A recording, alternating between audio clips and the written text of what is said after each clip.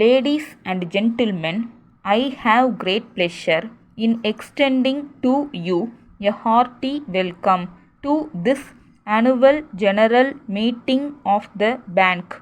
The director's report and audited accounts for the year have been in your hands for some time now, and with your permission, I shall take them as read.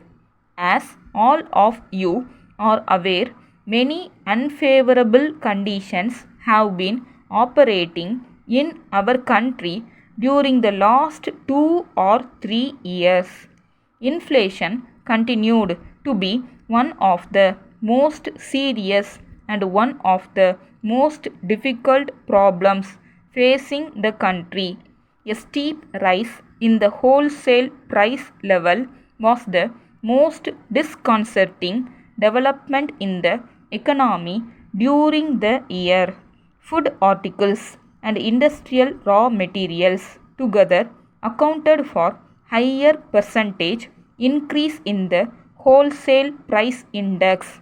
The unsatisfactory performance both in the field of agricultural production in the last 2 successive years and in the industrial sector was mainly responsible for this unhappy situation. Considering the difficult conditions that prevailed in the country, the performance of commercial banks in the year should be considered as satisfactory. The Reserve Bank of India had to keep diverse considerations in view while devising the credit policy measures. At times, it had to act with greater vigor than at any other time. Probably never before has the credit policy of the Reserve Bank of India been the subject of so much criticism and discussion. It was indeed as much a critical year for the central bank of the country as it was for the commercial banks and their clients. Many of the banks had to do a lot of tightrope walking. I am very happy to mention that though the Reserve Bank had to act with greater force, yet while doing so, it showed all sympathy and consideration to the commercial banks. The credit policy for the busy season extended and intensified the credit control measures already taken by the Reserve Bank. The Reserve Bank has directed the banks to observe a ceiling on credit expansion.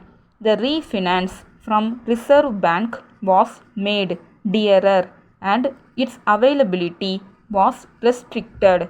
It also introduced a ceiling on a bank's borrowing from the Reserve Bank.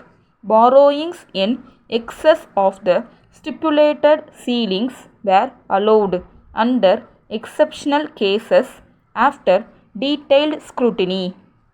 All these developments in the monetary field really created uncertainty regarding the availability of credit, and so a scramble for funds started among the borrowers.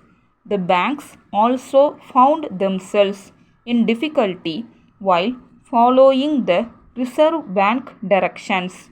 Though different banks were affected differently, competition among the banks for funds in call money market pushed up the interest rate to unprecedented levels. However, it must be admitted that the Reserve Bank has taken sufficient care to see that the genuine needs of the priority sectors, particularly small scale sector and the export sector, are met to a considerable extent. Later, it even relaxed the ceiling on the additional credit given for export purposes. one must admit that the Reserve Bank acted with a sense of pragmatism. Letter dated 20th July 1970 from Bapalal and Company, Madras, to Mr. K. George, 20 Bazaar Street, Salem. Dear Sir, at every marriage, at every childbirth, indeed on every festive occasion, we make jewels and silverwares as presents or for personal use. As the function of jewels is to endear and endure, it is but reasonable that they should be purchased from a firm reputed for quality, reliability, and service. It is exactly here that we gladly place our long standing experience, professional skill, our vast and varied stock, and the service of our great organization at your disposal.